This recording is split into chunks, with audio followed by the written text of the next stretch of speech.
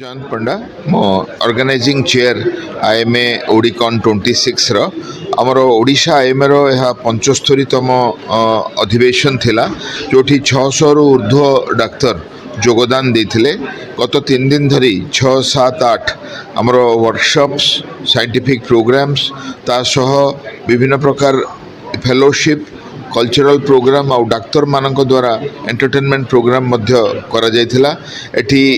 राज्यर विभिन्न अंशरू आसथिबा डाक्तर बहुत खुशी रे योगदान करथिले। आउ विज्ञान रो संदर्भ एथि जहा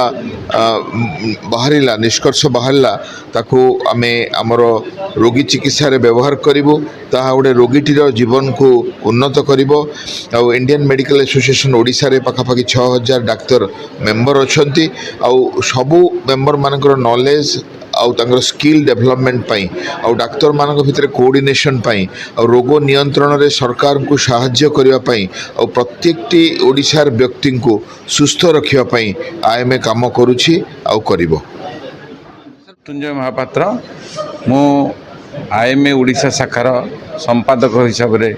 थिली 2 वर्ष एबे पुनी पुनर्निर्वाचित होईछि आउ 2 वर्ष पाई होछि जे रोगी सेवा ठीक पूरा घर स्तर रे ग्राउंड स्तर रे गाँ गहली रे समस्त गाँ गहली रे लोकों पाखरे रोगी सेवाटा पहुँची पारिबो प्रथम कथा।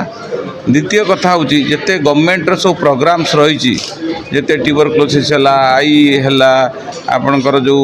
टीबी डायबिटीज ब्लड प्रेशर पर जिते प्रकार सब रोगर जो डिफरेंट स्कीम सब आसुची से लोक घरे पहुँचेबा और लोक मैंने तादेह उपकार केमी पाइपर सेटा गोटे प्रधान लक्ष्य। आउ गोटे लक्ष्य है जो डाक्तर मानकर जो ये माने तांकर एसोसिएशन द्वारा डाक्तर मान को अधिक नॉलेज ज्ञान आहरण करवा कॉन्फ्रेंस करिकी अवेयरनेस प्रोग्राम करवा आउ गाँ को जाइकी आमर डाक्तर माने आईएमए डाक्तर मान को आमर परामर्श तुम आओ गाँव चले प्रोग्राम अच्छी तुम गाँव में जाइकी लोक मान समस्या बुझ आउ जमी निराकरण उपर बेसी गुरुत्व दिया होची अवेयरनेस प्रोग्राम रोगटा हम आगुरु किमिति रोगटा न हम